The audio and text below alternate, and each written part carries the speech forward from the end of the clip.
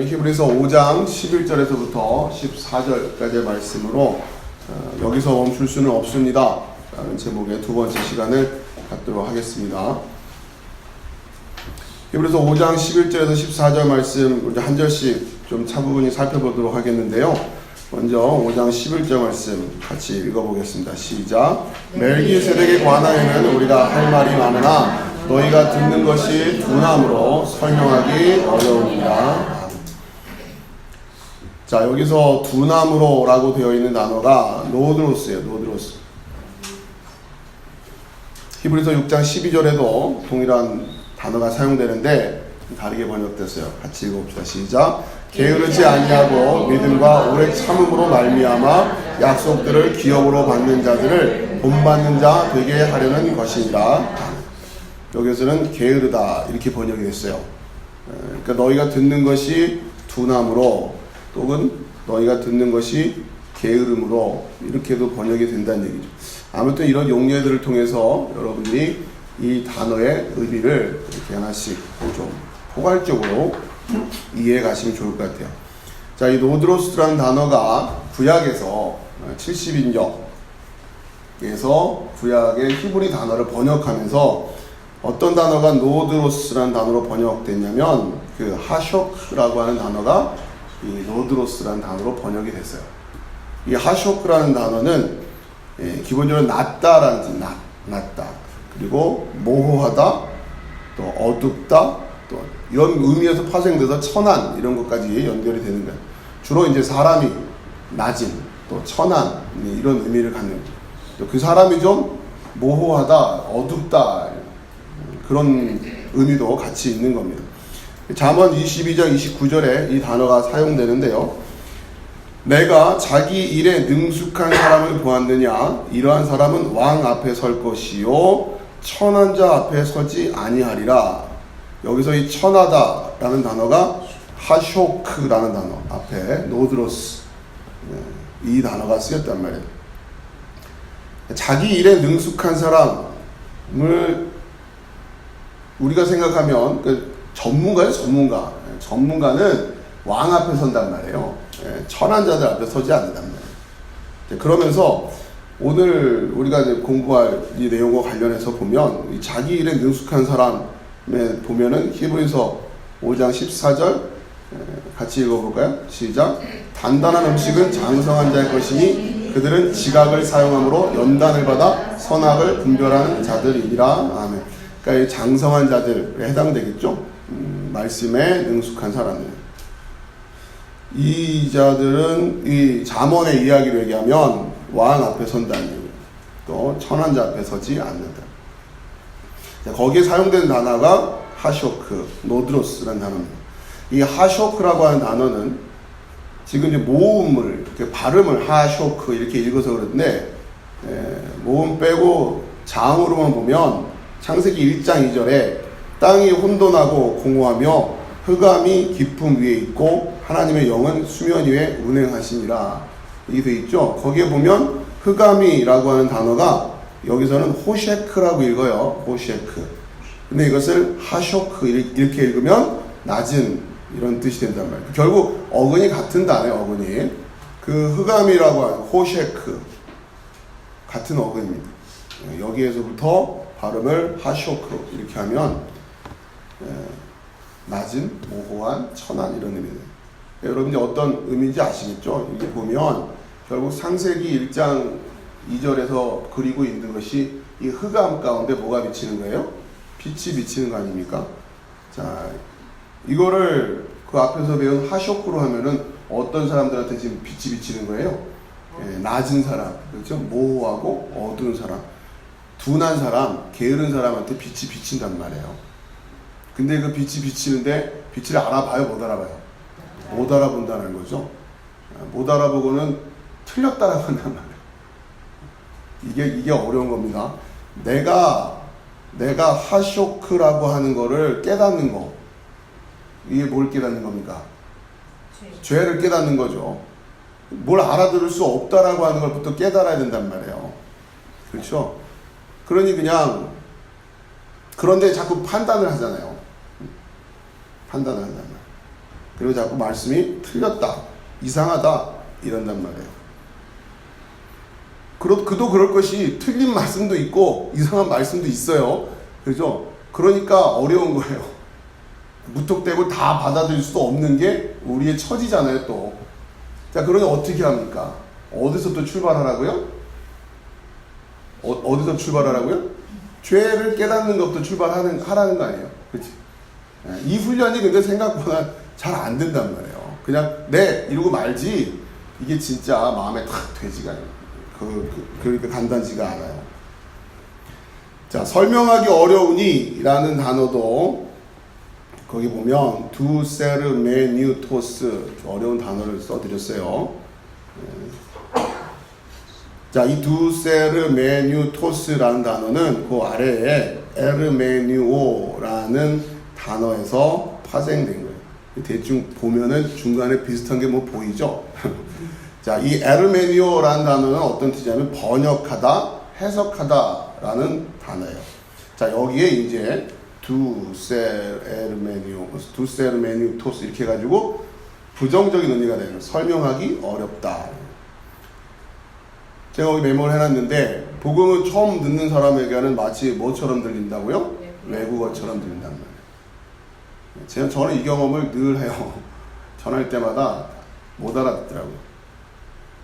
복음이 어렵게 들리는 이유는 무엇 때문이라고 그러는 거야 지금? 그런데 오늘 읽은 히브리서 5장 11절로 얘기하면 뭐 때문에요?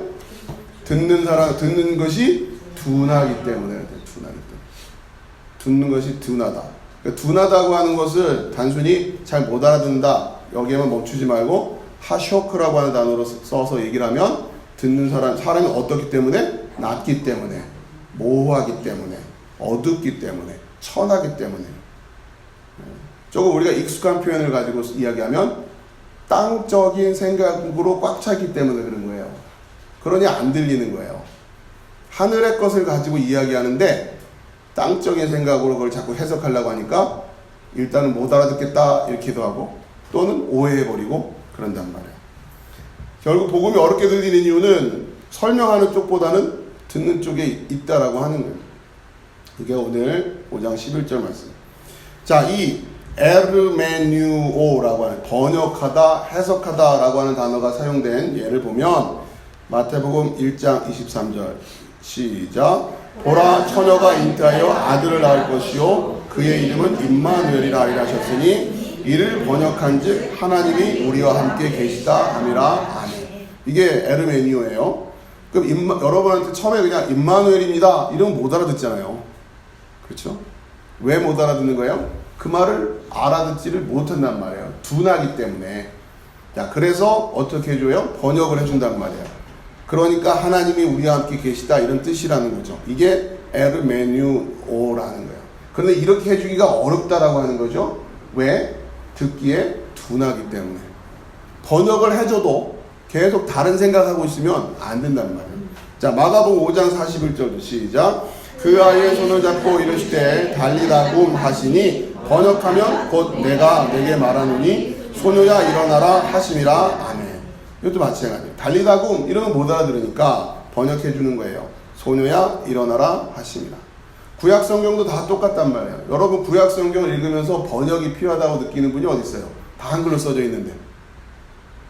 그렇죠? 그러니까 다 알아들었다 하는 게 문제인 거예요 지금. 인정을 안 한단 말이에요. 그런데 이렇게 차근차근 번역을 해주면서 배워봤냐고요 여러분이. 그러니까 여러분이 부담스러운 거예요. 저도 그렇고 저도 이걸 언제 다시 하나하나 이렇게 확인을 해야 되나 참 암담해요. 제 입장도. 그러나 어쨌든 하나님 부르시는 그날까지는 이걸 할 거예요. 저는 다 할 수 있을지 어떨지 모르겠지만 그게 어쨌든 내 사명이니까. 근데 여러분들 그렇게 하시라는 거예요. 언제 다 해요? 이러지 말고. 그 말은 뭐냐면 여러분 한번 앉아서 곰곰이 생각해 보세요. 이렇게 차근차근 번역되면서 살펴보지 않았다면 분명히 오류가 있을 수 있다라고 하는 거 아니에요. 그렇죠? 그러니까 여러분이 알고 있는 내용들이 잘못될 수 있다고 하는 거예요. 그걸 인정하세요. 저도 그렇고 저도 신학교에서 배웠던 거, 제 나름대로 어렸을 때부터 외우고 있던 거 다시 다 지금 점검하고 있는 거예요. 잘못 배웠을 수 있어요. 저도 이 작업을 안 하면 안 된다는 거예요, 지금. 자, 계속 봅시다. 마가복음 15장 22절 시작. 예수를 끌고 골고다라 하는 곳, 번역하면 해골의 곳에 이르러. 생각보다 번역하면이 많이 쓰였어요, 그죠? 또 넘겨보세요. 사실 많이 줄여서 제가 이게 해놓은 거예요. 이게 다 표현하면 더 많은데 몇 개만 골라가지고. 마가복음 15장 34절 시작. 제9시에 예수께서 크게 소리 지르시되 엘리 엘리 라마 사막다니 하니 이를 번역하면 나의 하나님 나의 하나님 어찌하여 나를 버리셨나이까 라는 뜻이라. 아멘. 이것도 마찬가지예요. 엘리 엘리 라마 사막다니. 못 알아듣는 사람이 있단 말이에요. 심령이 가난한 자는 복이 있나니 이렇게 말하면 못 알아듣는 거예요. 여러분 식으로 지금 문제는 그 말이 심령이 가난한 자는 복이 있나니 이 말이 우리 귀에 들린단 말이에요. 여러분 식으로 이해를 해버렸다는 거죠. 그런데 문제는 뭘 가지고 그걸 이해한 거예요? 하쇼크, 그 어둠 속에서 그걸 가지고서 그냥 받아들인 거예요.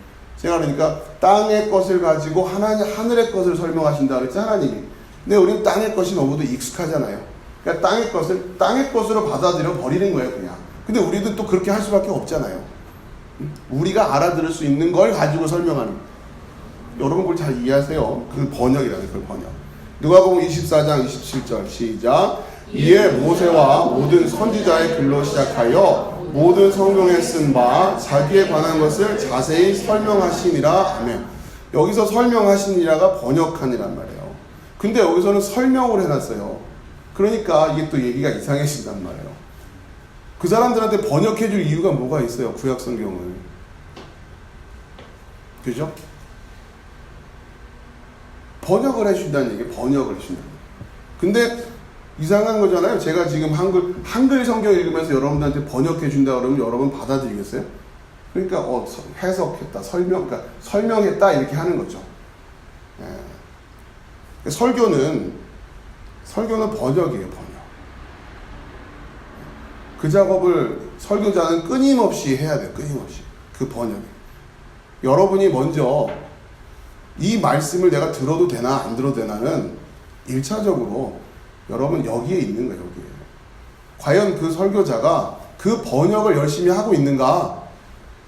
그냥 여러분이 듣기 편한 얘기를 한다고 여러분이 감동이 되고 맞아 저런 거지 맞아 이런다고 되는 게 아니라고요.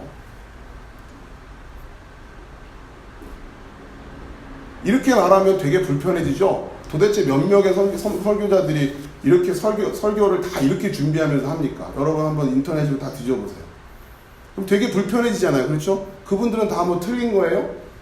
전 모르겠어요. 그분이 틀렸다고 말은 못하겠어요.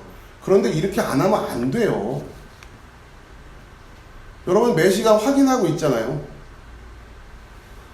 여러분이 생각하는 거랑 다르단 말이에요.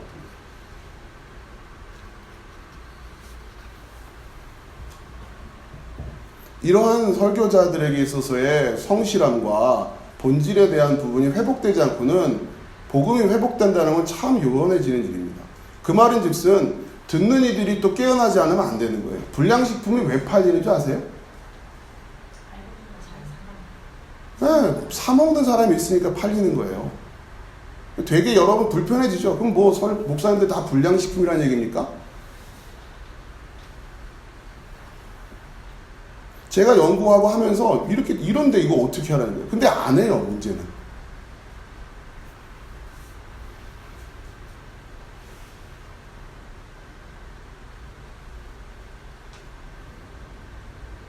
여러분 마음에 그거부터 딱 서지 않으시면요, 앞으로 계속 힘드실 거예요. 예수님은 설명하신 게 아니에요. 번역하셨단 말이에요. 번역하셨다고요. 그런 예수님이 선지자 그 당시에 서기관들 바리새인들 논쟁하면서 뭐라고 쓰여 있고 너는 어떻게 읽니? 이렇게 물어보시잖아요. 뭘 어떻게 읽겠냐? 한글 다 읽는데. 그렇죠?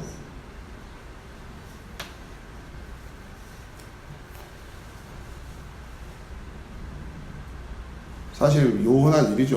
여러분, 평신도들 입장에서 제가 목사님들하고 이 주제를 가지고 이렇게 논의를 해도 안 들어요. 우리가 하나님의 말씀을 받은 입장에서 우리가 상식적으로 알고 있지 않습니까? 번역상에 그 뉘앙스가 온전히 전해지지 않은 것 때문에 오해의 소지가 있다고 하는 거 우리 다 알고 있지 않습니까? 솔직히 목사 입장에서 제가 목사님들하고 얘기를 한단 말이에요. 그럼 이 공부해야 되는 거 아닙니까? 근데 안 해요. 내가 할 수 있느냐 안 하느냐 이 문제가 아닌 거 아닙니까? 이게 다른 게 아니고 하나님의 말씀 아닙니까? 우리가 하나님의 말씀이라고 하면서 전하는 건데 모르면 몰랐지만 알지 않습니까? 번역에 분명히 문제가 있다고 하는 걸 알지 않습니까? 그렇게 목사님도 부쩍 얘기를 해도 안 돼요. 제가 가르쳐 주겠다고도 하고 관심이 없어요. 어떻게 이 시대가 이렇게까지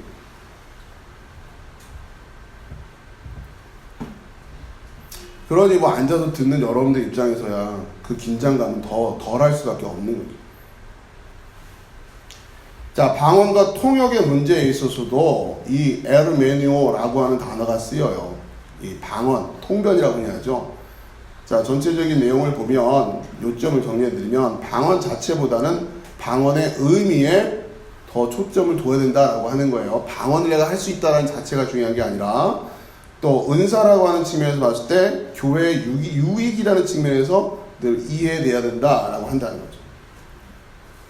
고린도전서 12장 10절 말씀 읽어봅시다. 시작. 어떤 사람에게는 능력 행함을, 어떤 사람에게는 예언함을, 어떤 사람에게는 영들 분별함을, 다른 사람에게는 각종 방언 말함을, 어떤 사람에게는 방언들 통역함을 주시나니. 이게 또 에르메니오예요. 고린도전서 12장 30절 시작. 다 지는 은사를 가진 자이겠느냐? 다 방언을 말하는 자이겠느냐? 다 통역하는 자이겠느냐? 그렇죠? 고린도전서 14장 5절 시작. 나는 너희가 말을 말하나 특별히 예언하기를 원하노라. 만일 방언을 말하는 자가 변하여 교회에 덕을 세우지 아니하면 예언하는 자만 못하니라. 여기서 좀 설명이 필요한데 먼저 예언이라고 하는 건 여러분 미래의 앞날을 예측하는 그거 얘기하는 거 아니에요. 그거는 점치는 거라고 해서 성경은 굉장히 금하고 있단 말이에요. 우리가 미래를 예측할 이유가 뭐가 있어요? 그건 다 하나님 손에 붙들려 있는데 여러분이 그걸 알 이유가 뭐가 있냐고요. 그런 예언이 아니에요. 이 예언이라고 하는 것은 말씀 풀어주는 작업을 하는 거예요. 모든 교회의 유익은 결국 거기에 집중되어 있단 말이에요.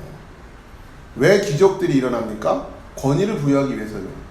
누구에게? 그 말씀 전하는 자에게 믿으라는 얘기예요. 믿으라는 얘기. 와, 저 정도의 권능이면 저건 하늘에서 온 권능이 틀림이 없어. 그러니 이제부터 뭘 기대하고 들으라고요? 저 입에서 나오는 말을 귀담아 들으라는 얘기예요. 근데 자꾸 그 현상에 초점을 맞춘 들어간 거죠. 현상에. 그러면 안 된다라는 거예요. 모든 게 다 거기 있단 말이에요. 능력 행하는 이유도 거기에 있는 거예요.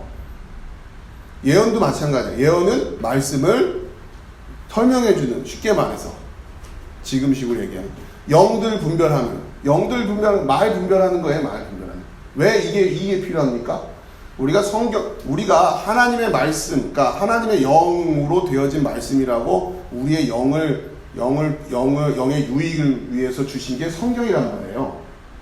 성경 말씀은 안전하죠. 그만큼 이 안에 하나님의 말씀이 담겨 있으니까. 자, 그런데 영 분별이 왜 필요하냐면, 자, 문자적으로는 하나님의 말씀과는 다른 이야기이지만 그 생각이나 사상들이 하나님과 이게 마치 성경과는 관계없는 얘기 같은데 그것이 하나님을 대적하는 얘기인지 아니면 하나님 나라에 유익이 되는 이야기인지 이런 걸 분별할 수 있어야 된단 말이에요. 간단히 말하면 공산주의 이런 거는 성경에 그런 얘기가 안 나오잖아요. 그럼 공산주의라고 하는 건 이건 어떻게 해야 돼? 분별해낼 수 있어야 된단 말이에요. 그런 생각들을. 거기에 영 분별이 필요한 거예요. 직접적으로 성경과는 다른 것 같지만 결국 그 영적인 얘기들을 하고 있다. 그 분별할 수 있어야 돼요. 자, 이런 측면에서 은사라고 하는 것은 우리에게 교회의 덕을 세우는. 자, 고린도서 14장 13절 시작. 그러므로 방언을 말하는 자는 통역하기를 기도할지니. 결국 중요한 것은 방언이라고 하는 그 은사 자체가 아니라 그 방언을 통한 그 내용, 그렇죠? 내용. 자, 그런데 여러분 생각해 보세요. 그 방언을 통해서 되어진 얘기가 그 방언이라고 하는 것이 뭐냐라고 하는 걸 논의하기에 앞서서 여러분 생각해 보세요. 방언을 통해서 되어지는 그 이야기가 그러면 성경이라고 하는 이 울타리 안에서 벗어날 수 있을까요? 없을까요? 없겠죠. 결국 그걸 얘기하는 거니까. 그러면 방언이라는 것 자체가 의미가 있어요? 없어요? 이해하시겠어요? 무슨 말씀인지? 결국 방언을 통역해 놨더니 그 얘기가 성경 얘기더라. 그러면 방언이라는 은사를, 그러니까 여러분 잘 이해하셔야 돼요. 방언이라는 은사 자체를 부정한다는 얘기가 아니라 현상에 자꾸 집중하기 때문에 여러분에게 좀 그런 마음을 좀 내려놓게 해드리려고 논리적인 설명을 드리는 거예요. 방언 기껏 통역해 놨더니 그 얘기는 결국 성경 얘기랑 똑같더라. 그럼 그 방언이 무슨 의미가 있는 말이에요? 그렇죠. 여러분 은사는 그렇게 이해하셔야 된단 말이에요. 여러분 능력을 행한단 말이에요. 여기서 뭔가 거창한 예를 들어서 금가루도 떨어지고 말이에요. 그래야만 믿을 사람들이 있겠죠. 그래야만 그렇게 하는 사람의 말을 들을 사람들이 있겠죠. 근데 여러분은 지금 그렇게 안 하면 안 들으실 거예요, 지금? 예를 들면. 그럼 여러분은 그러면 그 금가루 찾아다니셔야 된단 말이에요. 금가루를 보려고 하는 게 아니라 그렇게 하는 사람이 하는 말을 들으려고. 그 말을 들으려고. 만약에 그게 아니라면 여러분은 그 마음이 그게 필요 없단 말이에요, 지금. 은사를 잘 이해하시라는 거예요. 여러분이 그 정도는 아니잖아요, 지금.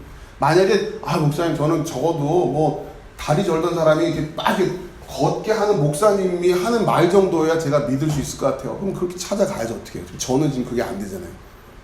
그렇게 만나서라도 구원을 받으시고 복음을 들으시라는 거예요, 쟤는. 그런데 그게 궁금해서 그거 구경하러 다니면 안 되는 거고. 그러면 그렇게 해가지고 전하는 분이 뭘 전하느냐를 이제 들을 줄 알아야 되는 거 아닙니까? 계속 그것만 보여주고 있다면 그건 뭐가 되는 거예요? 그건 차력쇼하고 다를 게 뭐가 있어요? 여러분 은사를 능력 행한다, 이런 기적이나 이런 거를 그런 관점에서 잘 이해하시라는 거예요. 그러니까 여러분의 마음이 준비되어 있으면 여러분은 다 말씀을 듣고 전할 수 있다는 거예요. 자, 고린도서 14장 26절에서 28절 시작. 그런즉 형제들아 어찌할까? 너희가 모일 때에 각각 찬송시도 있으며 가르치는 말씀도 있으며 계시도 있으며 방언도 있으며 통역함도 있나니 모든 것을 덕을 세우기 위하여 하라. 만일 누가 방언으로 말하거든 두 사람이나 많아야 세 사람이 차례를 따라하고 한 사람이 통역할 것이요 만일 통역하는 자가 없으면 교회에서는 잠잠하고 자기와 하나님께 말할 것이요. 이 통역이라는 에르메니오라는 단어가 나와서 좀 잠깐 방언이라고 하는 주제를 좀 살펴봤어요. 여러분 이 정도만 알고 계셔도 부족하진 않습니다. 결국 방언이라고 하는 은사의 초점은 뭐예요? 의미예요, 의미. 그 내용이란 말이에요. 그렇기 때문에 통역하는 은사가 함께 없으면 사실 교회에 큰 덕은 안 된다라고 하는 거예요. 그냥 나 방언할 줄 알아 이러고 가는 것 뿐이죠. 그건 아무 의미가 없어요. 그런 거예요. 자, 그래서 통역할 자가 없다면 내가 막 방언으로 뭘 기도도 하고 했는데 그 통역할 사람이 없어요. 그럼 어떻게 하라는 얘기예요? 잠잠하라는 얘기예요. 잠잠히 방언 기도하세요. 누가 하지 말라는 얘기가 아니라, 그런데 막 이게 좀 요란한 분들이 있죠. 막 듣기 힘들 정도로. 그거는 어떤 측면에서 우리가 권면해야 되는 겁니까? 그러니까 방언이라고 하는 것은 오케이, 열심히 기도하시고 그렇게 열심히 하세요. 그런데 또 성경은 어떤 부분에 대한 이 말씀도 있어요. 교회에 덕을 세운다라고 하는 측면도 분명히 있으니까 절제할 줄도 알아야 된다고 하는 거예요. 그런 의미로 균형을 맞추죠. 자, 이 은사에 대한 주제는 또 다음에 기회가 있으면 좀 나누도록 하겠고요. 자, 히브리서 5장 12절 말씀 읽어봅시다. 시작. 때가 너희가 만나는 사실이 되었을 터인데 너희가 다시 하나님의 말씀에 추구에 대하여 누구에게서 관심을 받아야 할 것이니 단단한 음식은 못 먹고 젖이나 먹어야 할 자가 되었도다. 아멘. 여러분, 제가 이 12장 여러분 쭉 읽으셨을 때 여기서 가장 강조한 헬라 원어 본문을 가서 보면 가장 강조하고 있는 단어가 뭘까요? 한번 여러분 쭉 훑어보시고.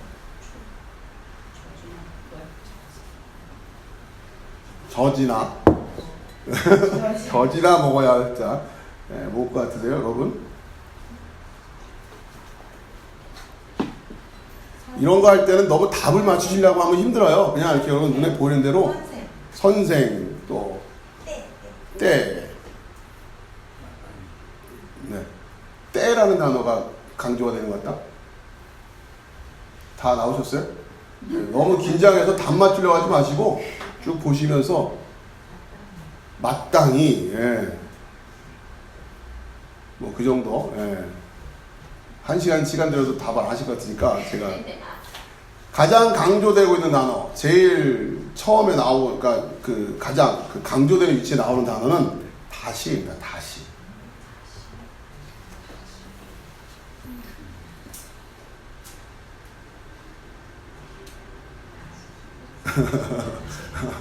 이제 아멘이 되십니까?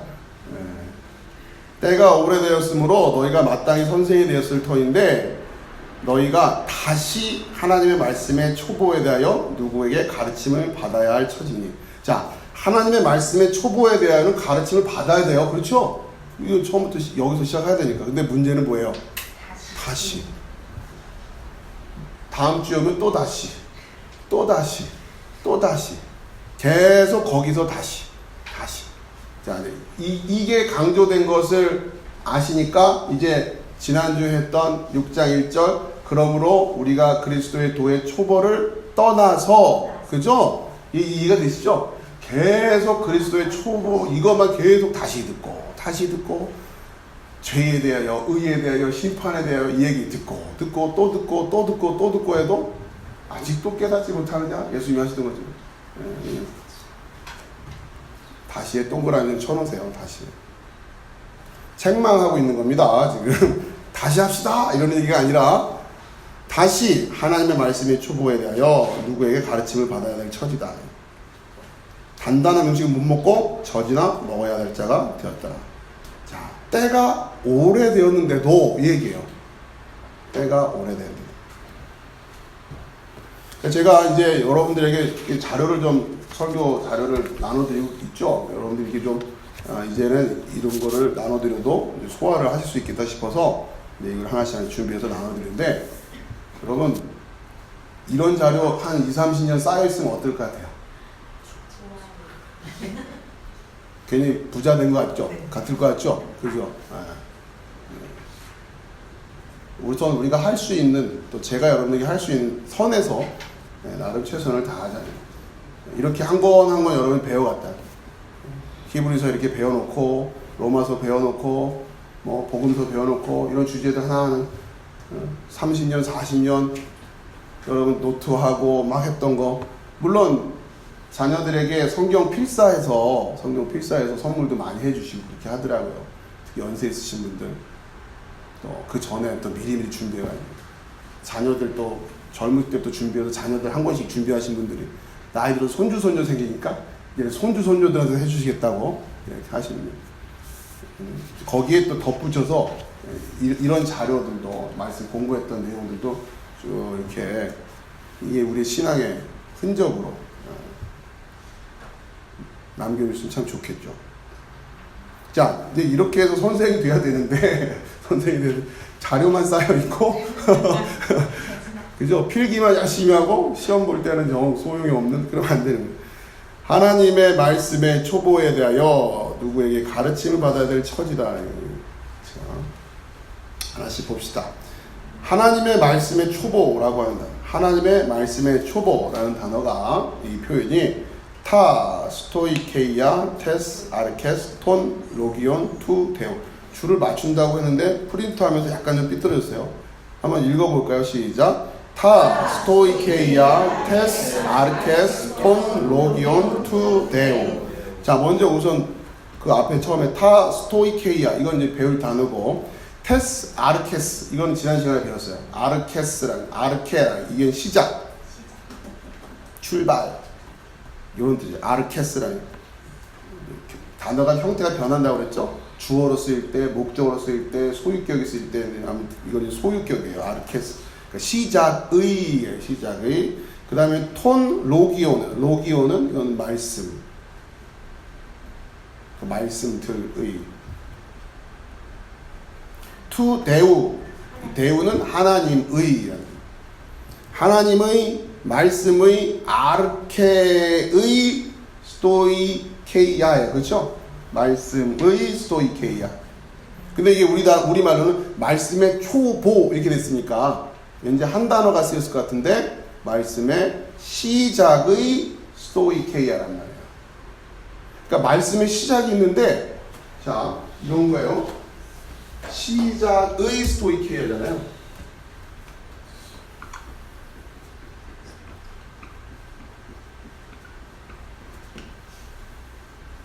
말씀의 시작의 스토이케이아가 또 하나 있는 거예요. 이게 마치 어떤 얘기냐면 그 아래 단어 뜻을 설명드렸죠. 스토이케이온이라는 단어가 변해서 스토이케이아가 된 거예요. 그거는 뭐 무시하시고 기초 구성 물질이라는 뜻이에요. 기초 구성 물질. 그러니까 빵을 뭘로 만듭니까? 그럼 밀가루요. 근데 밀가루는 또 뭐로 돼 있습니까? 이러면 또 그 안에 또 뭐가 있는 거예요. 그렇죠? 물질엔 뭐 원자로 있고 원자도 핵이 있고 전자가 있고 뭐 이런 것처럼 여러분 그런 개념을 이해하시면 쉬울 거예요. 스토이케이온이라고 하는. 그러니까 하나님의 말씀의 시작. 근데 그 시작은 뭐로 구성되어 있냐 이거죠. 그걸 더 들여다보면 그런 의미라고 여러분 이해하시면 돼요. 단순히 말씀의 초보 이렇게만 이해하지 마시고 그 안에 하나하나 되어 있는 그런 의미로 여러분 이렇게 이해하시는 거예요. 자, 넘겨보세요. 3페이지. 스토이케이온 이 용례를 쭉 보시면 여러분 단어의 의미를 좀 파악할 수 있어요. 그러니까 기초 구성 물질 이런 의미도 있고 또 어떤 그 사상적인 측면에 있어서는 기초가 되는 어떤 사상 이런 의미도 있단 말이에요. 갈라디아서 4장 3절 시작. 이와 같이 우리도 어렸을 때에 이 세상의 초등학문 아래에 있어서 종노릇 하였더니 여기 초등학문이 스토이케이온이라는 단어가 쓰인 거예요. 하나님의 말씀의 초보, 거기서는 초보도 사실은 더 많은 단어가 있는 거죠. 시작의 스토이케이아니까. 그러니까 아주 근원이라는 뜻이에요. 하나님의 말씀의 아주 근원. 자, 그러면서 세상의 스토이케이아. 그렇죠? 세상이 뭔가로 구성되어 있단 말이에요. 세상을 구성하기 위해서 만드는 거 하나하나. 여기서는 어떤 근간이 있는 사상 같은 게 되겠죠? 세상 사람들이 살아가면서 뭐 나름대로 생각들을 한단 말이에요. 예를 들면 진화론 같은 생각들을 하고 있는 사람들은 그 진화론이라고 하는 것을 바탕으로 해서 이런 얘기들을 풀어나가는 거예요. 그러면 진화론이라고 하는 이 진화론이라고 하는 바탕 안에는 진화론이라고 하는 이 바탕 이게 세상의 초등학문 이렇게 이해되겠죠 입체적으로. 근데 조금 더 이 스토이케이아라는 단어가 쓰였기 때문에 조금 더 들어가야 되는 게 진화론이라고 하는 것을 구성하고 있는 또 그 바탕은 뭐가 되는 거예요? 하나님이 없다 이런 생각을 하고 있는 거 아니에요, 그렇죠? 네. 무신론이란 말이에요. 무신론 쉽게 말하면 무신론이라고 하는 게 진화론이라고 하는 생각을 만들어내고 있는 거예요.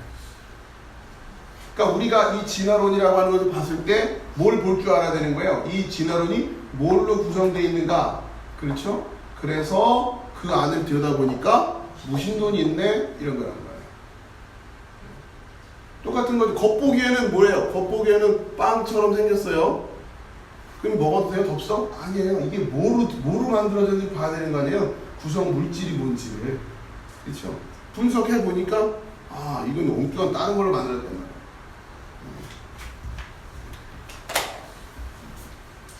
아무튼 저렇게 엉뚱한 거 잘 만드는 은사가 충만한 민족이 중국 아닙니까? 전에 아무튼 한참 됐는데 계란을 만드는 걸 보고 화학약품으로 계란을 만든 껍데기까지 그래가지고 삶아서 먹으면 구별 못해요. 대단한 거 대단해. 겉모양 보면 계란인데 구성 물질은 뭐예요? 다 화학약품 아니야. 그거를 스토이케이아라고 하는 거예요. 저걸 볼 줄 아느냐, 볼 줄 모르냐, 이게 중요한 거겠죠. 문제는 이 세상 학문의 아래에 있다라고 하는 것을 종 노릇한다라고 하는 것과 지금 늘 항상 연결해서 설명하고 있어요. 갈라디아서 4장 9절 시작. 이제는 너희가 하나님을 알 뿐 아니라 더욱이 하나님이 아신 바 되었거늘 어찌하여 다시 약하고 천박한 초등학문으로 돌아가서 다시 그들에게 종노릇하려 하느냐. 그렇죠? 골로새 2장 8절 시작. 누가 철학과 헛된 속임수로 너희를 사로잡을까 주의하라.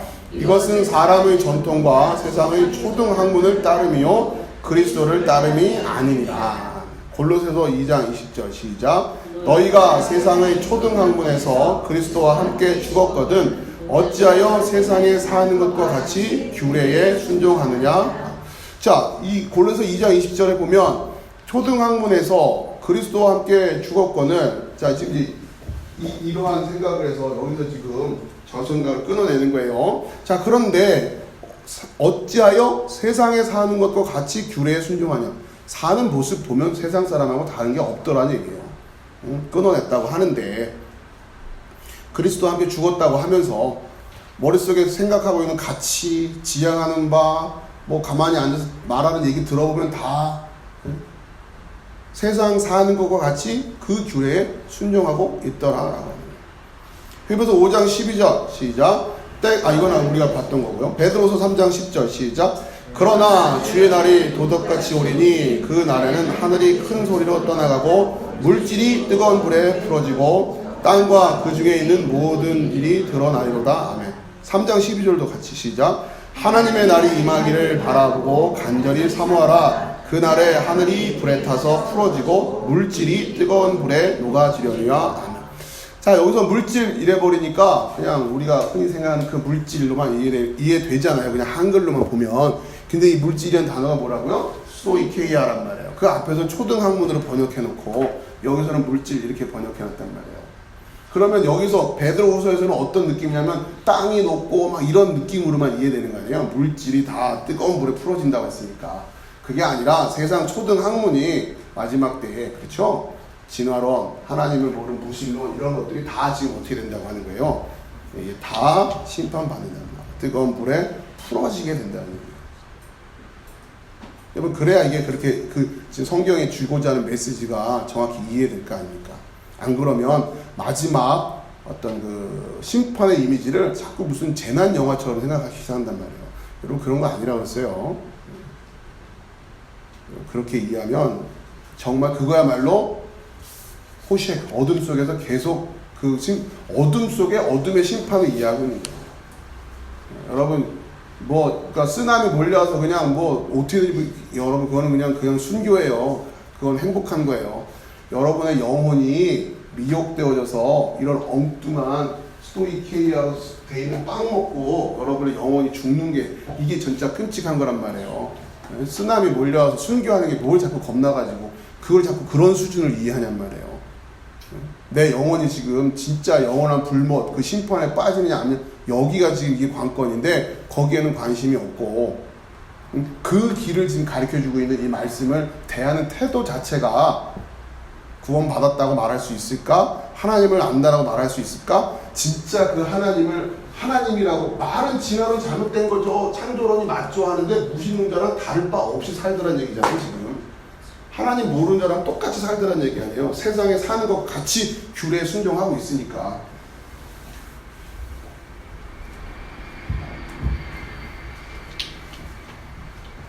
자, 요한계시록 18장 2절 같이 읽읍시다. 시작. 힘찬 음성으로 외쳐 이르되 무너졌도다 무너졌도다 큰 성 바벨론이여 귀신의 처소와 각종 더러운 영이 모이는 곳과 각종 더럽고 가증한 새들이 모이는 곳이 되었도다. 자, 여기서 이 방금 전에 읽었던 베드로후서 3장 10절 12절의 이 분위기하고 요한계시록 18장 2절의 분위기가 공통점이 느껴지시죠? 이 마지막 종말에 대한 메시지가 베드로후서에도 동일하게 있기 때문에 그런 거예요. 자, 그러면서 결국 거기서 무너진다고 하는 그 큰 성 바벨론, 그렇죠?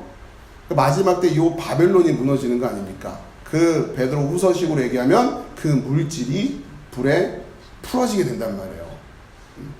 그러니까 성도 큰 성이에요. 그래서 마지막 때는 작은 성이 안 무너져요. 큰 성이 무너지는 거예요. 왜요? 그게 포셰크 안에 있는 사람들이 좋아하는 거예요. 큰 거 좋아한단 말이에요. 큰 거. 자, 그런데 그 큰 성 바벨론이 귀신의 처소와 각종 더러운 영이 모이는 곳과 각종 더럽고 가증한 새들이 모이는 곳이 되었다. 자, 이 각종 더럽고 가증한 새들이 모이는 곳이 됐다라고 하는 이 부분, 우선 파란색부터 하나씩 봅시다. 더러운 영 읽어보면 푸뉴마토스 아카다르투죠. 아카다르투에서 앞에 있는 아를 빼면 카다르 이렇게 되잖아요. 아는 이건 부정어예요. 그러니까 마음이 청결한 자는, 여러분 그 산상설교 8복에 보이시죠? 그 마음이 청결하다 할 때 그 청결함의 반대가 요 바로 아카르두예요. 그러니까 아를 뺀 거야. 아를 뺀 거. 그러면 청결이 되고 아를 붙이면 청결 안 한 거. 그래서 더러운 이렇게 된 거예요. 마음이 청결한 자가 누리는 복이, 그러니까 마음이 청결함이 되는 복이 뭐예요?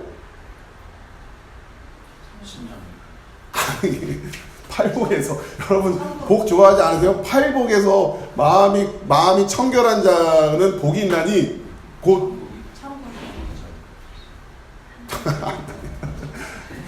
복을 많이 안 좋아하시네요. 그러니까 여러분 마태복음 5장 가서 확인해 보세요. 지금 엉뚱한 거 자꾸 저기 다리 만지지 마시고, 마음이 청결하면 뭐 본다고요? 그러니까 그거랑 연결되어 있는 거예요. 여러분이 복에, 제가 너무 복을 좀 이렇게 하다 보니까 복을 그렇게 안 좋아하시는군요. 물론 외우고 있는 게 중요한 건 아니에요. 외우고 있는 게 중요한 건 아니지만, 자 그겁니다. 지금 이렇게 연결이 되셔야 돼요, 여러분. 제가 왜 할게요? 이걸 왜 했을까요? 다시, 그렇죠? 다시 이제 좀 가르쳐 줘야 되는데, 다시 마음에 새겨야죠. 마음에 새겨야죠. 뭐 외우는 거에 너무 스트레스 받지 마시고, 어쨌든 펼쳐 보면 보이니까. 우리가 성경이 있다고 하니 얼마나 감사합니까? 자, 이 더러운 영이라고 하는 게 바로 그 영. 그러면 아카다르투. 자, 여러분 이제 제가 그 초반에 산상 설교하면서 여러분들이 좀 어려웠던 이야기들을 많이 드렸는데, 이런 게 이제 쌓여야 이제 지금 이런 말씀을 들을 때 이제 수월해져요. 자, 영이라고 하는 거, 영이라고 푸뉴마라는, 근데 그거거든요. 자, 이거 하면은 동의어가 뭐라고요? 영 푸뉴마 하면 동의어가 또 다시예요. 말. 그렇죠? 그래서 이 동의어로 쓰이는 거예요. 성경에서는 영이라고 하는 것과 말씀이라고 하는 것 같이 쓰이는 거죠. 그렇게 보실 줄 알아야 해석이 되시는 거예요. 자, 그러면 마음이 청결한 자는, 청결했을 때 누리는 복이 뭐예요? 누굴 본다고요? 하나님을 본단 말이에요. 하나님을 본단 말이에요. 하나님을 보아. 근데 여기서 더러운 영이라고 했으니까 저 말은 더러운 영은 뭘 못 보고 있는 말이에요? 하나님을 못 보고 있는 말이란 말이에요. 하나님을 본다고는 하는데 못 보고 있는 말인 거예요. 그렇죠? 그거를 더럽다라고 하는 거예요, 여러분. 성경이 말한 더러움은 그런 겁니다. 여러분, 화장실에 앉아 있어도 더럽다, 이런 위생학적인 개념으로 청결을 이해하면 큰일 나요. 그러면 안 되는 거예요. 그게 아니라 하나님 모르는, 하나님 보지 못하고 있는 걸 더럽다 이렇게 하는 말이에요. 하나님 못 보고 있는 거. 그 말을 여러분 이런 거예요. 여러분 화장실에 앉아가지고 식사하실 수 있어요? 안 되죠? 마찬가지예요. 더러운 영과 같이 앉아있으면 같이 밥 못 먹어요. 네? 이해되시겠어요? 똑같은 거예요. 여러분에게 그런 영적인 청결함이 있냔 말이에요. 네? 하나님의 이 자녀로서, 그 정결한 하나님의 자녀로서 하나님 아버지가 보시기에 왜 꼭 화장실 들어가서 밥을 먹어? 몰라요. 그런 거예요. 지금 굳이 비유적으로 설명하자면 하나님 보시기에 다르지 않다고요. 왜 너희들이 지금 그 더러운 걸, 그리고 막 여러분이 그런 감수성으로 느껴지냔 말이에요. 하나님을 보지 못하고 있는 영, 청결하지 않은 그 말씀, 그걸 또 여러분이 먹으라고 주고 여러분 그걸 다 아멘으로 넙죽넙죽 먹고 그러지 말라고 제가 가르쳐 드리는 거잖아요. 근데 먹고 있더라고 제가 보니까. 그게 안타까운 거죠. 자, 큰 성 바벨론의 특징이 뭐냐? 귀신의 처소예요. 자, 귀신. 자, 그 다음에 각종 더러운 영이 모여있고, 그러니까 하나님을 볼 줄 모르는 말들이 모여있다는 얘기예요. 자, 그런데 이것이 교회 밖은 당연히 말할 것도 없고, 그런데 하나님의 성전이라고 불려지는 그 안에 이런 상황이면 얼마나 심각한 겁니까? 그렇죠? 그리고 요한계시록이나 이러한 어떤 그 말씀을 통해서 실제로 교회가 그렇게 위험하게 타락하고 있다라고 하는 것을 예언적으로 보여주고 계시단 말이에요. 그러니까 우리는 그런 부분에 민감하고 있어야 된다. 늘 항상 깨어있지 않으면 우리도 모르는 거예요.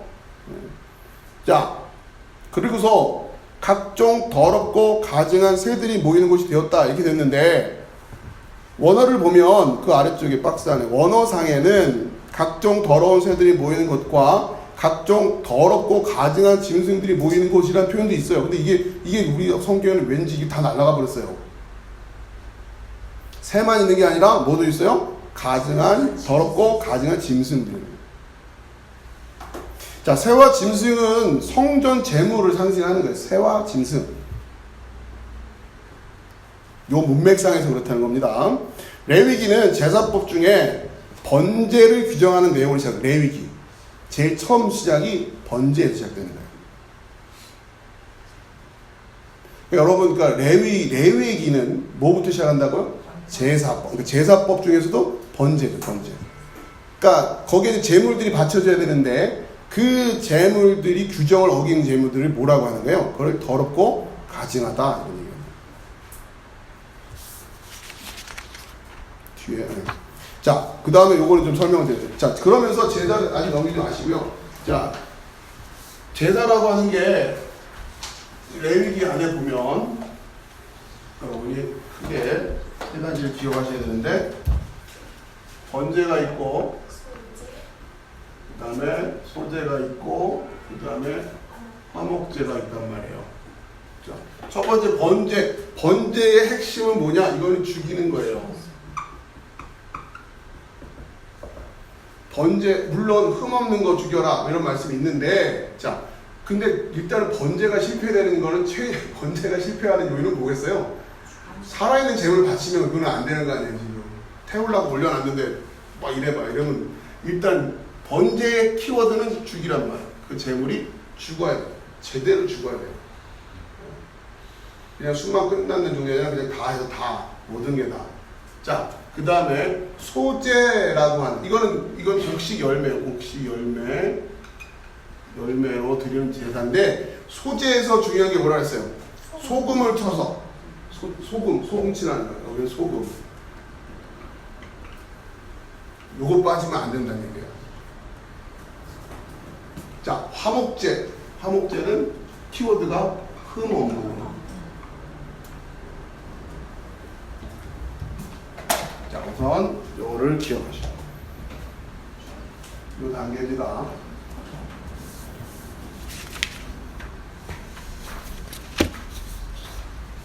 중간중간에 설명을 드리면서 저 구조를 설명을 드릴게요. 자, 4페이지입니다. 레위기 1장 2절 시작. 이스라엘 자손에게 말하여 이르라. 너희 중에 누구든지 여호와께 예물을 드리려거든 가축 중에서 소나 양으로 예물을 드릴지니라. 14절 시작. 만일 여호와께 드리는 예물이 새의 번제이면 산비둘기나 집비둘기 새끼로 예물을 드릴 것이요. 자, 지금 짐승, 그 다음에 새 나오죠? 번제. 자, 그런데 지금 그 앞에 더럽다라고 하는 것에서 더럽고 가증한 짐승들이 모이는 곳, 더럽고 가증한 새들이 모이는 곳, 여기서 짐승들이 모인다는 걸 뺐단 말이에요. 요한계시록에서. 그러니까 지금 어떤 재물들이 지금 더럽고 가증하다고 하는 거예요? 번제, 그렇죠? 짐승과 새. 여기서 지금 예배가 실패되고 있다는 겁니다. 자, 그 다음에 레위기 2장 11절 시작. 너희가 여호와께 드리는 모든 소제물에는 누룩을 넣지 말지니 너희가 누룩이나 꿀을 여호와께 화제로 드려 사르지 못할지니라. 2장 13절 같이 시작. 내 모든 그 밑에 내 모든 소제물에 소금을 치라. 내 하나님의 언약의 소금을 내 소제에 빼지 못할지니 내 모든 예물에 소금을 드릴지니. 자, 이건 소제에 대한 규제예요. 소제에 절대로 들어가면 안 되는 게 뭐라고요? 누룩을 넣으면 안 된단 말이에요. 누룩이나 꿀을 넣는 거예요.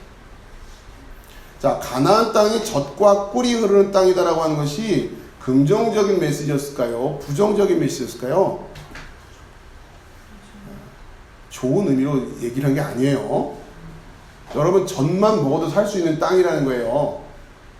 젖이 막 넘쳐나는데 굳이 농사 지어서 힘들게 할 필요가 없어서 젖은 완전 음식인데.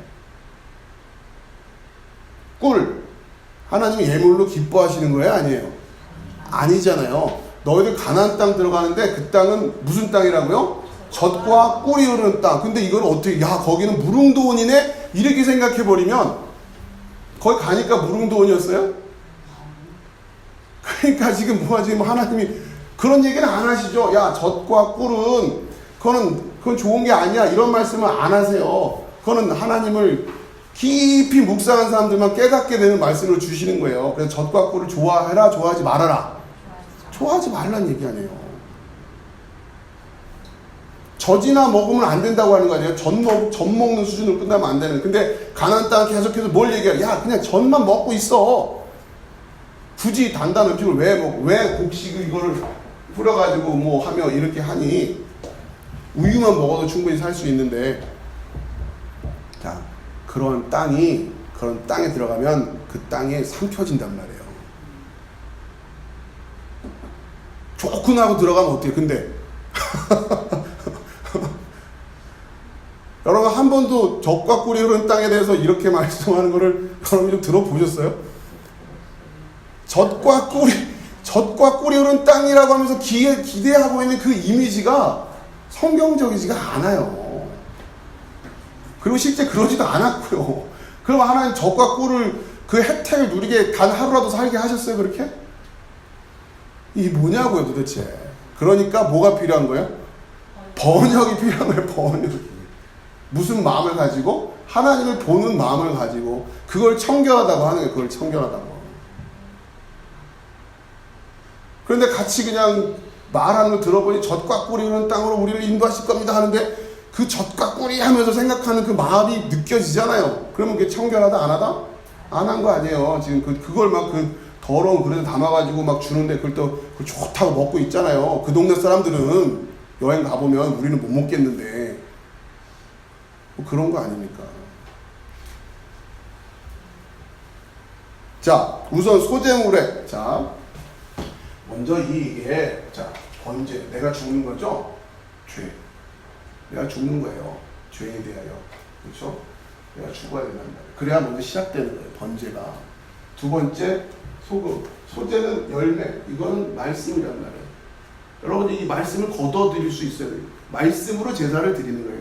여러분이 거둔 열매만큼으로. 여러분이 그 말씀이 돼야 돼요. 그 말씀에 절대로 뭘 들으면 안 된다? 누룩 집어넣지 마라. 꿀 집어넣지 말아라. 이런 거예요. 달콤한 말씀 만들지 말란 얘기예요. 누룩은 뭐예요? 거기 박스에 마태복음 16장 1절, 11절, 12절 시작. 어찌 내 말한 것이 떡에 관함이 아닌 줄을 깨닫지 못하느냐? 오직 바리새인과 사두개인들의 누룩을 주의하라 하시니 그제서야 제자들이 떡의 누룩이 아니요 바리새인과 사두개인의 교훈을 삼가라고 말씀하신 이유를 깨달으니라. 밑에 누가복음 시작. 그동안에 우리 수만 명이 모여 서로 밟힐 만큼 되었더니 예수께서 먼저 제자들에게 말씀하여 이르시되 바리새인들의 누룩 곧 외식을 주의하라. 말씀이 이게 너무도 명백하게 써 있잖아요. 바리새인들의 누룩 절대로 누룩 넣으면 안 된다. 자, 구약에서는 이것을 우리에게 볼 수 있는 하나의 이런 세레모니 형태로 우리에게 보여주신 거고, 이것이 가지고 있는 영적인 의미들은 신약에 와서 풀어지고, 이 누룩은 뭐다? 바리새인 외식이라고, 외식. 그리고 여러분이 마트에 가서 이스트 그 생각하고 있으면 어떻게 하냐면 말이에요. 안 된다는 얘기예요. 그러면 뭘 이제는 이해해야 돼요. 외식이 뭔지를 알아야 이걸로 말씀을 속지 말아야 된다는 거죠. 단편적으로 그냥 외식하면 율법주의 여러분 이렇게 이해하시는데 일단 여기서부터 출발해야죠. 그러나 생각보다 외식이라는 개념이 쉽지 않단 말이에요. 내가 율법주의인가 아닌가라고 하는 그 판단을 하기 위한 훈련들을 받아야죠. 저 외식이라는 얘기가 쉬운 얘기가 아닙니다. 높아신 말씀은. 말씀을 저걸 적는단 말이에요. 자, 무슨 얘기냐? 어떨 때는 말씀을 지나치게 율법주의적으로 전하는 거예요. 그걸 누룩 섞었다고 하는 거예요. 쉽게 말하면. 어떨 땐 말씀이 너무 지나치게 달콤해요. 아주 소프트하죠. 번영, 만사형통, 부귀영화. 하나님이 나한테 뭘 요구하시는 건 없고 내가 필요한 걸로 그냥 하면 되는 거고. 신앙생활이 그렇게 세팅되어 있단 말이에요. 내가 부족한 거 채우는 거, 내 문제를 해결하는 거, 그 정도 수준으로만. 또 하나님이 요구하시는 거는 내 형편과 처지에 따라서 적당히 조절해 가면서 해도 불편하지 않을 말씀을 준단 말이에요. 꿀을 섞어서. 그러지 말라는 거예요. 저는 그렇기 때문에 이 누룩과 꿀이 없는 말씀을 전하려고 애쓰는 겁니다. 자, 레위기 2장 13절, 내 모든 소재물에 소금을 치라. 이 소금을 또 정의해 주셨어요. 내 하나님의 언약의 소금을 내 소재에 빼지 못할지니 내 모든 예물에 소금을 드릴지니. 자, 그러면 이 누룩은 외식, 소금은 뭐예요? 언약이에요. 언약. 여러분이 알고 있는 표현은 복음이라고 할 수도 있어요. 복음. 그 언약, 히브리인 유대인들한테 굉장히 익숙한 이야기는 책 제목이 약속인데 구약, 신약. 그러니 약속이라는 개념이 얼마나 중요하겠어요. 그렇죠? 자, 히브리서 우리가 계속 공부해 나가겠지만 히브리서가 가지고 있는 주제 중에 하나가 예수 그리스도 안에 더 나은 언약이 있다. 이걸 왜 배우는 거란 말이에요. 결국 복음이에요. 정확히 배워야 돼요. 자, 우리가 드리는 소재, 곡식 열매, 여러분이 여러분이 결국 평상시에 하는 말, 예배 시간에 하는 말 뿐만 아니라 평상시에 하는 그 말들, 사석에서 하는 말, 남편하고 같이 하는 말, 친구들끼리 하는 말, 그게 다 여러분의 뭐예요? 소재예요, 소재. 이 말 안에 뭐가 있어야 된다고요? 언약이 있어야 된다. 늘 언약이 있어야 된다. 여러분이 그렇게 변했기 때문에 여러분이 하는 얘기는 다 그 열매들밖에 나올 수가 없는 거예요. 좋은 나무에서 좋은 열매, 나쁜 나무에서 나쁜 열매. 주일날만 좋은 열매, 평상시엔 나쁜 열매, 이럴 수가 없다는 얘기예요.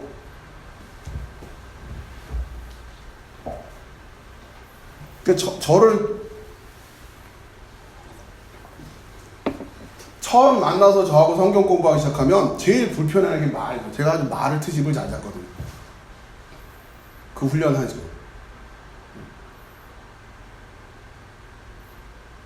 자, 이겁니다. 자, 그리고서는 어떻게 해야 돼요? 화목제로요, 화목제. 화목제의 키워드는 흠 없는 예물. 완전한 대로 나아갈지니라. 끊임없이, 그러니까 우리가 죽고, 그 다음에 이 소재 계속 해마다 거둬야 되는 거 아니에요? 그렇죠? 해마다 거둬야 돼요. 해마다. 그리고 이 열매를 거두기 위해서 날마다. 이 농사라는 건 그런 거 아니에요? 농사라고 하는 거. 자, 그러면서 결국 흠 없는 제물이 되어야 합니다. 이게 화목제입니다. 로마서 레위기 3장 1절 읽어봅시다. 화목제 시작. 사람이 만일 화목제의 제물을 예물로 드리되 소로 드리려면 수컷이나 암컷이나 흠없는 것으로 여호와 앞에 드릴지니. 그러니까 여러분이 결국 번제에서 출발해서 소제가 이루어지고 여러분의 삶이 화목제가 되어야 된단 말이에요. 여러분이 화목제 제물로서 흠 없는 제물이 돼야 된다. 자, 이 흠 없는 제물이 어떻게 될 것이냐. 자, 로마서 12장 1절에서 2절. 자, 그 앞은 구약식의 버전이었다면 이제는 신약으로 넘어와서 예수 그리스도로 말미암아 그 복음이 우리에게 증거된 이후에 제사법이 바뀐 거예요. 1절부터 시작. 그러므로 형제들아, 내가 하나님의 모든 자비하심으로 너희를 권하노니 너희 몸을 하나님이 기뻐하시는 거룩한 산 제물로 드리라. 이는 너희가 드릴 영적 예배니라. 너희는 이 세대를 본받지 말고 오직 마음을 새롭게 함으로 변화를 받아 하나님을 선하시고 기뻐하시고 온전하신 뜻이 무엇인지 분별하도록 하라. 아멘. 이게 레위기를 바울이 이렇게 두 절로 딱 요약을 한 거란 말이에요. 너희들이 뭐 해야 돼? 거룩한 산 제물. 자, 그러나 그 살아있는 제물의 안에 이 원리는 영적으로 성취돼야 되는 겁니다. 자, 그런데 이게 안 돼요. 이게 안 돼. 그러면서 일단은 이거부터 안 되는 거죠. 번제. 네? 보세요. 아까 우리가 앞에 보면은 어디에요? 요한계시록. 큰 성 바벨론의 특징, 귀신의 처소와 각종 더러운 영, 말씀들. 자, 이쪽이죠? 네. 소재가 지금 형편없이 지금 실패하고 있는 거죠. 각종 더럽고 가증한 새들이 모이는 거예요. 번제, 죽지도 않았어요. 화목제, 흠없지도 않아요. 이게 뭐 그냥 엉망이에요, 엉망이에요. 모든 것들이 다. 그것이 바벨론. 여러분 그렇게 보실 수 있어야 돼요. 자, 제가 4페이지 빨간색으로 여러분이 묵상할 거리는 우리 몸을 하나님이 기뻐하시는 거룩한 산 제물로 드리는 방법이 뭐냐. 여러분 이게 이제 확인이 돼야 돼요. 그렇죠? 결국 이거잖아요. 한 산 제물로 드려라 그랬으니까. 여러분을 제물로 드리는 방법이 뭐냐면, 자, 그거 우리가 이제 공부해 가는 겁니다. 여러분 묵상하시고. 자, 마태복음 7장 24절 27절.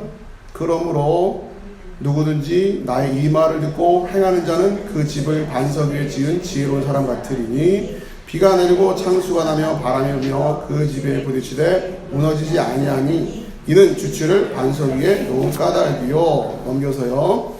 나의 이 말을 듣고 행하지 아니하는 자는 그 집을 모래 위에 지은 어리석은 사람 같으리니 비가 내리고 창수가 나고 바람이 불어 그 집에 부딪힘에 무너져 그 무너짐이 심하니라. 큰 성 바벨론의 무너짐을 또 여기서도 예언하고 계시죠? 자, 결국 요점은 뭐예요? 듣고 행하는 자. 그러나 현실은 들음의 단계에서부터 문제가 생기고 있고 막상 들었다 손 치더라도 이것이 우리의 삶으로 연결되어지는, 여기에 또 여러 가지 장애물이 있다라고 하는 거죠. 예수님 다 가르쳐 주셨잖아요. 씨를 뿌려놨는데 덜어는 길가에 떨어지고 뭐 돌짝밭에 떨어지고 뭐 가시떨기들. 여러분 다 나름대로 뭐 상황이 있고 다 있죠.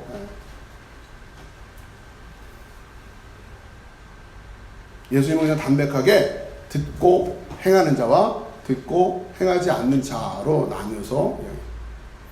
자, 두 번째, 젖이나 먹어야 할 자가, 젖이 필요한 자.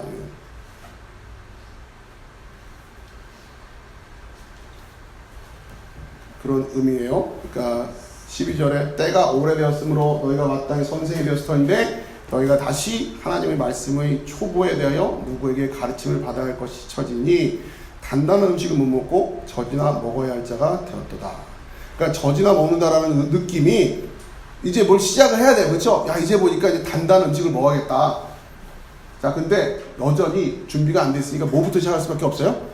젖. 마음은 굴뚝이죠. 단단한 음식을 먹고 싶죠. 근데 하루아침에 되나요? 안 되니까 어쩔 수 없이 뭐부터? 젖을 먹는 거예요. 자, 그런데 가다 보니까 또 어때요? 또 그냥 사는 게 팍팍하고 말 같지가 않고 그러다 보니까 또 그리스도 하나님 말씀의 축복을 다 까먹고 또 다시 듣고 세다 보니까 또, 그런데 지금 보니까 지금 젖부터 먹어야 되네 이런 생각이 계속 젖만 필요하게 되고. 그럼 신앙생활, 믿음생활이라는 거는 특히 히브리서를 읽을 때는 잘 이렇게 웃음기가 사라질 수밖에 없어요.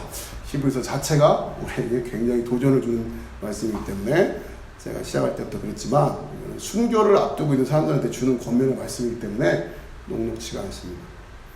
히브리서 5장 13절 시작. 이는 젖을 먹는 자마다 어린 아이니 의의 말씀을 경험하지 못한 자요. 자 봅시다.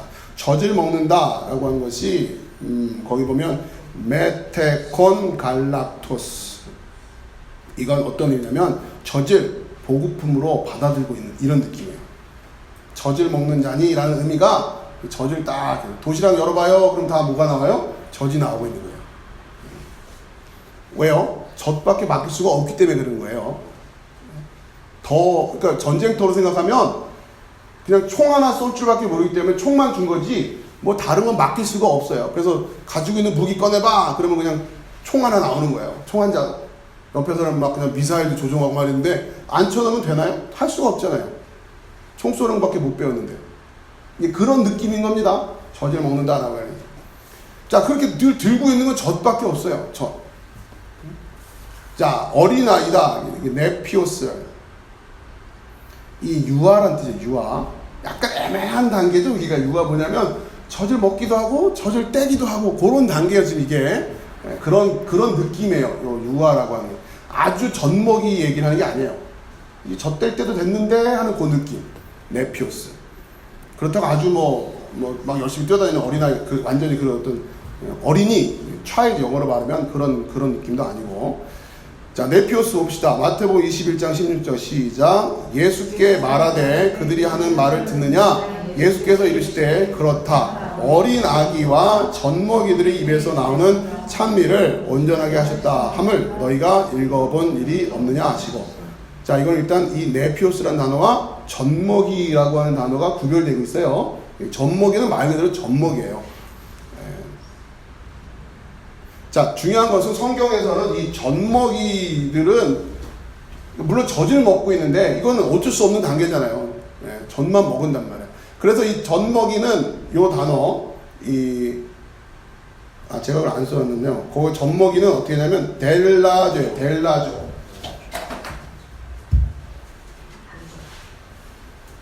델라조라는 게 젖을 먹이다라는 뜻이거든요. 젖을 이제 먹을 때는 이제 젖먹이가 되는 거죠. 자, 델라조라고, 젖먹이라고 할 때는 어떤 느낌이 있냐면, 물론 먹는 거는 젖이라는 측면에서 봤을 때는 이건 아직 더 자라가야 돼요. 그런데 젖먹이라고 하는 이 델라조라고 하는 의미는 어떤 의미가 더 강하냐면, 얘는 물리는 대로 먹는 거예요. 유순하다. 이해되겠어요? 이거는 정말 그냥 이렇게 막 아주 연약하면서 순종한 그런 느낌이에요. 여기서 젖먹이 단계에서 이제는 어린이가 됐어요. 어린아이가 되면 이때는 이제 자기 고집도 생기고, 엄마가 자꾸 이유식 하려고 하는데 안 먹으려고 하고, 막 고집도 생기는 그런 느낌이에요. 그래서 젖을 떼야 되는 단계. 이런 느낌입니다. 그래서 대부분 신앙생활이 여기서 복잡해지는 거죠. 요 단계. 네피오스 단계에서. 자, 로마서 22장 20절 시작. 마태복음 24장 19절 시작. 그날에는 아이벤 자들과 젖먹이는 자들에게 화가 있으리로다. 이게 무슨 얘기냐면, 그런데 자, 이 마지막 종말과 심판에 대한 메시지를 할 때는 아이를 뱉다라고 하는 것과 젖먹인다라고 하는 건 이거는 굉장히 난처한 상황을 얘기하는 거예요. 여러분 생각해보세요. 전쟁이 터졌을 때 지금 임신 중인 여인, 그리고 막 젖먹이를 데리고 있는 그 상황이 제일 곤란할 거 아니에요. 그렇죠? 전쟁이 터졌을 때. 그런 겁니다. 자, 마지막 환란 때에, 마지막 심판 때에 성도들의, 그러니까 이거는 목회자들에게 주는 그런 강한 메시지도 있는데, 마지막 때에 그 전쟁을 감당해낼 수 있는 수준으로 그렇게 성장시키지 못하고 여전히 젖만 먹이고 있고, 태아 수준으로 가지고 그런 교회는 화가 있을지다 얘기를 한 겁니다. 아시겠어요? 무슨 말씀인지? 여러분에게 제가 자꾸 젖대기 하려고 지금 이런 것도 하고 하는. 왜요? 젖 먹이는 자에게 화가 있다고 그러는데 계속 젖만 먹이면 계속 꿀 발라가지고 주고 막 안 된단 말이에요. 그런 여유로운 시절이 아니에요 지금. 로마서 2장 20절 시작. 율법에 있는 지식과 진리의 모본을 가진 자로서 어리석은 자의 교사요 어린아이의 선생이라고 스스로 믿음. 자, 여기서 어린아이. 고린도 3장 1절 시절. 형제들아, 내가 신령한 자들을 대함과 같이 너에게 말할 수 없어서 육신에 속한 자 곧 그리스도 안에서 어린 아이들을 대함과 같이 하노라. 그리스도 안에서 어린 아이들, 이것은 육신에 속해 있다. 그렇게 지금 표현하고 있습니다. 쭉 볼게요.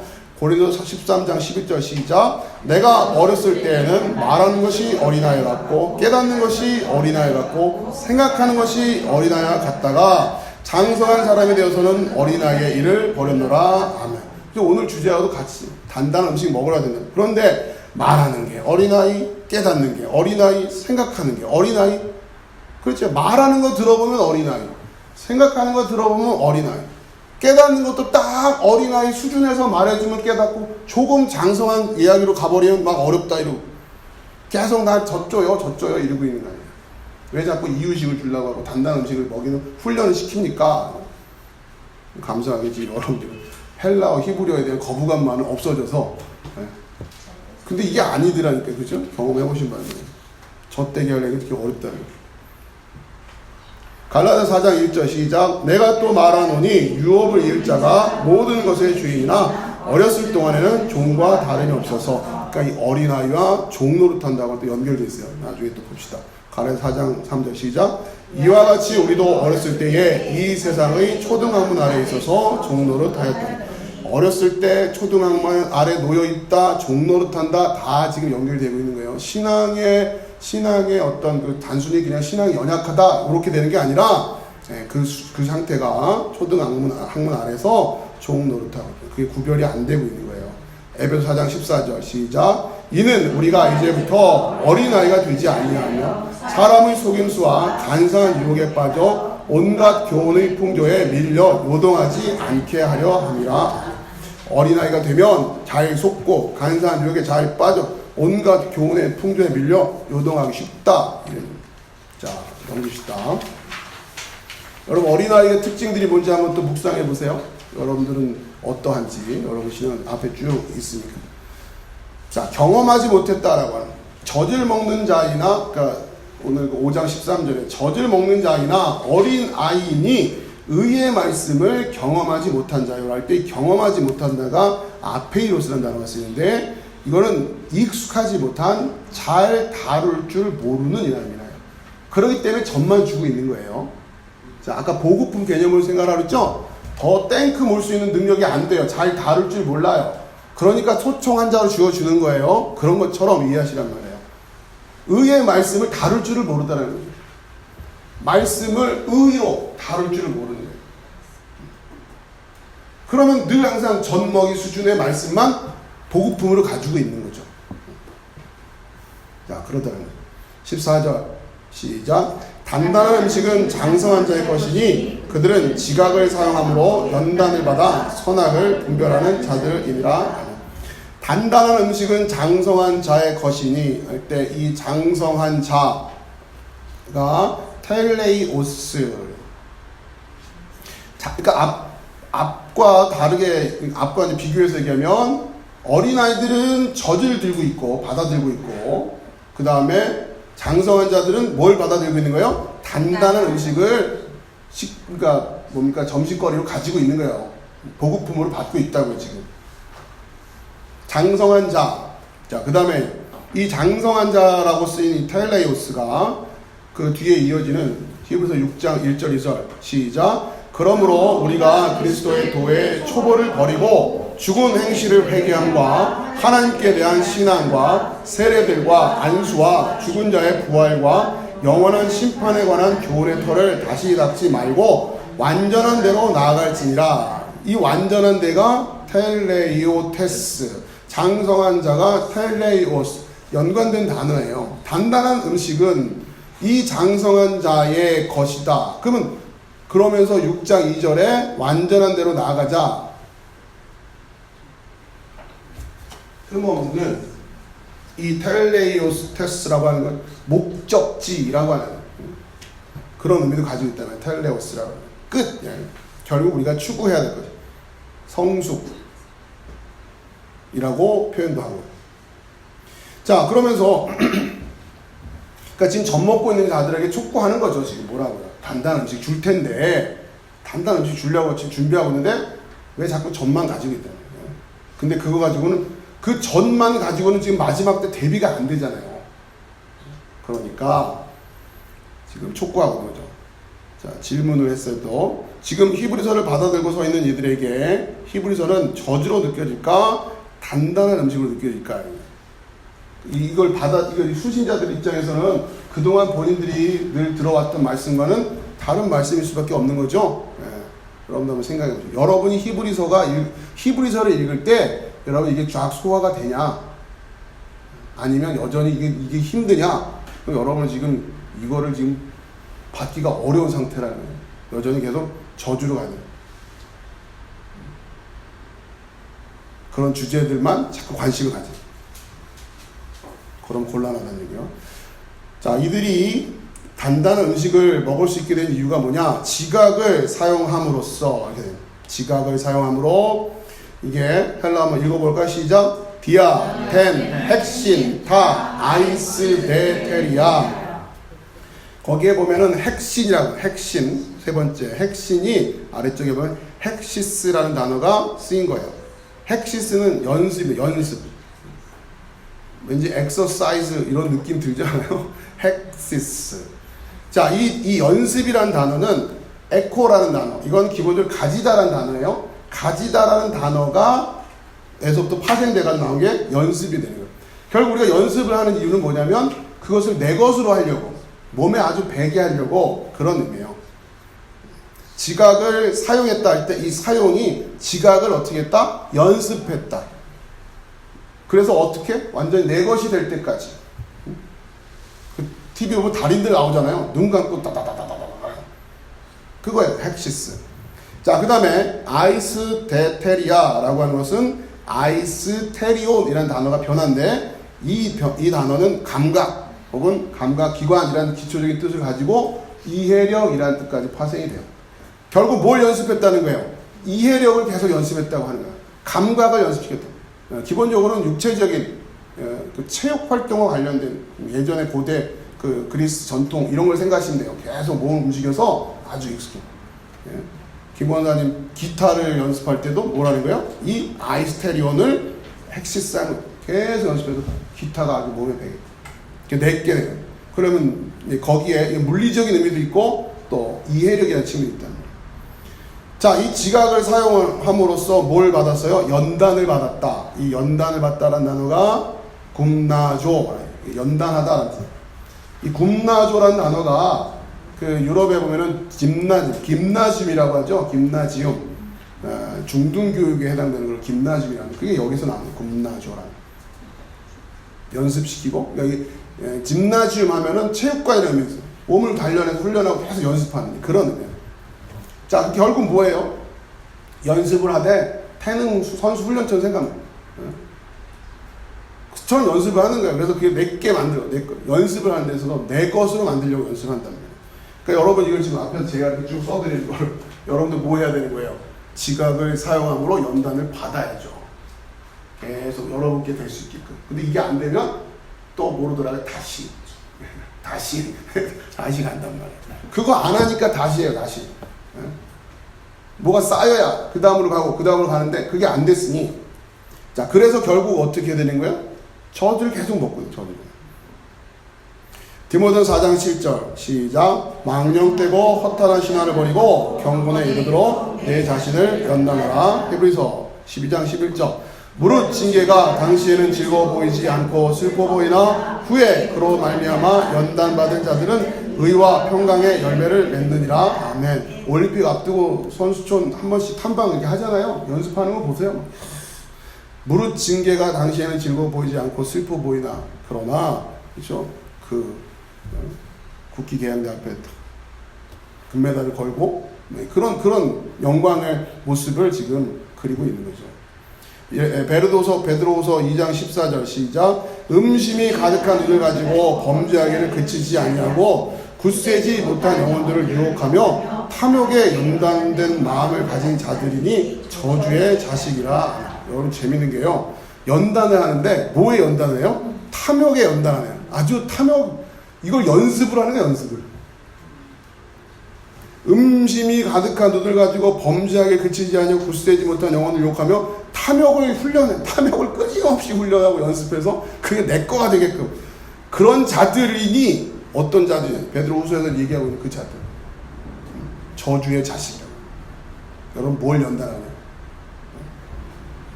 결국 오늘날 교회들이 회복해야 될, 저도 지금 계속해서 고민하고 있는 요거죠.